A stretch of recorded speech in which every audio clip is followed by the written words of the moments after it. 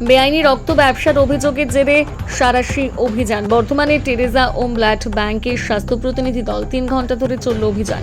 রক্ত নিয়ে বেআইনি ব্যবসা এবং ভিন রাজ্যে পাচারের অভিযোগে রাজ্য জুড়ে একযোগে অভিযানে নামল স্বাস্থ্য দপ্তরের। প্রায় 3 ঘন্টা ধরে চলে পরিদর্শন। রাজ্যব্যাপী বেসরকারি ব্লাড ব্যাংকগুলোতে নজরদারি ও গুণমান যাচাই প্রক্রিয়ার অংশ হিসেবে আজ বর্ধমানের টেরেজা ওম ব্লাড ব্যাংকে আচমকা পরিদর্শন করল স্বাস্থ্য দপ্তরের 2 প্রতিনিধি দল। রাজ্য জুড়ে প্রতিটি জেলায় প্রাইভেট ব্লাড ব্যাংকগুলোর কোয়ালিটি কন্ট্রোল, নথিপত্র এবং আর্থিক বিষয়গুলো পরীক্ষার যে বিশেষ অভিযান চলছে তার অধীনেই পরিদর্শন চালানো হয়।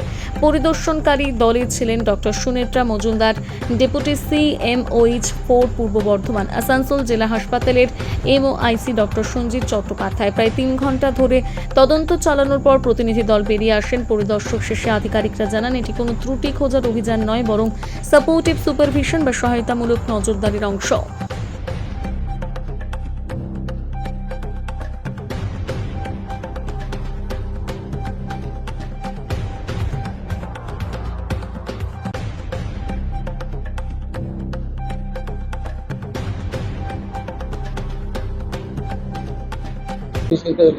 সবাইকে নিতে হচ্ছে, যা যা প্রয়োজন তারা নিচ্ছে। কত টাকা দাম? 1650 এক পাউচ। স্বাস্থ্য দপ্তরের টিম আছে। হ্যাঁ, টিম এসে আমি দেখলাম। কি শুনলেন? দেখুন, শোনাতে যায়নি, ওনার ভিতরে এনকোয়ারি করছেন ওনারা করছেন কি নিয়ে?